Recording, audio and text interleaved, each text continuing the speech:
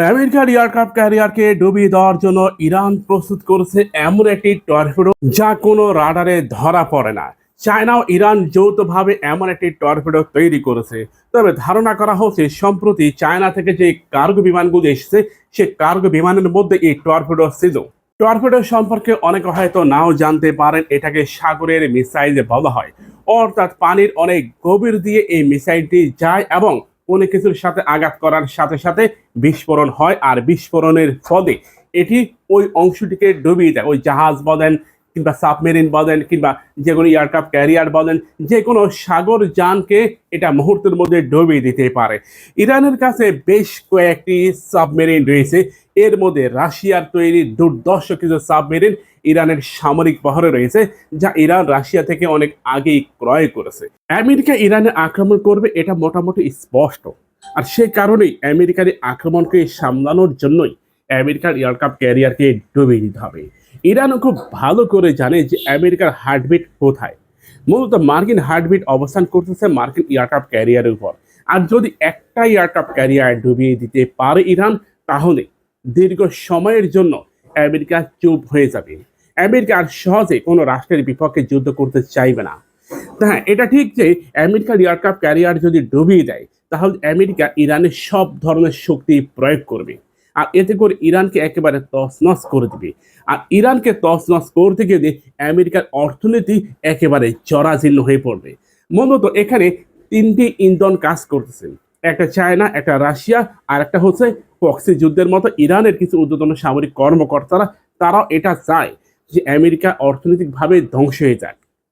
Islamic স্কলারদের বক্তব্য হচ্ছে, আমেরিকার অর্থনীতি কিংবা আমেরিকা যখন ধ্বংস হয়ে যাবে, তখন ইসরায়েলের উত্থান শুরু হবে সারা পৃথিবীতে।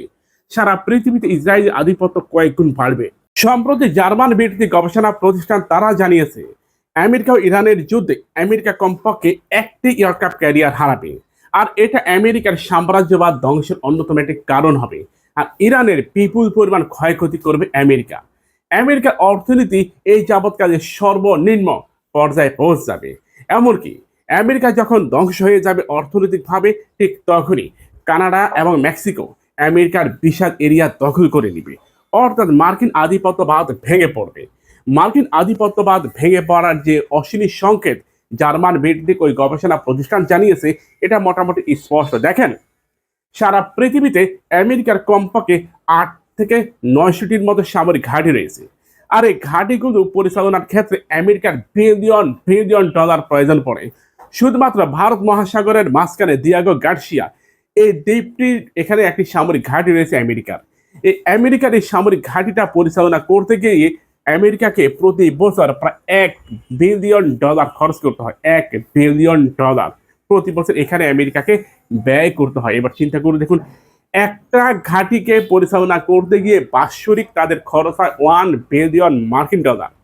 এভাবে 850 মার্কিন সামরিক ঘাঁটি থেকে, অনেকে বলে 850, অনেকে বলে 950, যাকে আমরা 800ই ধরে নিই। সোশ্যাল মিডিয়ায় 800টি পাওয়া যায়, তার মানে $800 বিলিয়ন। যদি অর্থনৈতিকভাবে আমেরিকা একেবারে ধসে পড়ে যায়, তাহলে এর পরিণতি হবে খুব ভয়াবহ। ইরান কখনোই ছেড়ে কথা বলবে না, আর আমেরিকা কখনোই ইরানের স্থল অভিযান পরিচালনা করবে না। এটা লিখে রাখেন, কাগজে এটা লিখে রাখেন। আমেরিকা কখনোই ইরানে স্থল অভিযান পরিচালনা করবে না। আফগানে, ইরাকে, সিরিয়াতে স্থল অভিযান পরিচালনা করতে গিয়ে আমেরিকা যে পরিমাণ সৈন্য হারিয়েছে, তাই আমেরিকা কখনোই দ্বিতীয়বার এই কাজটা কখনোই করবে না। প্রিয় ভাইরা, আপনি কি মনে করেন আমেরিকা ইরান আক্রমণ করে আমেরিকা সফল হবে? আপনার মতামত আমাদেরকে জানান। আর ইরান কি পারমাণবিক অস্ত্র তৈরি করেছে?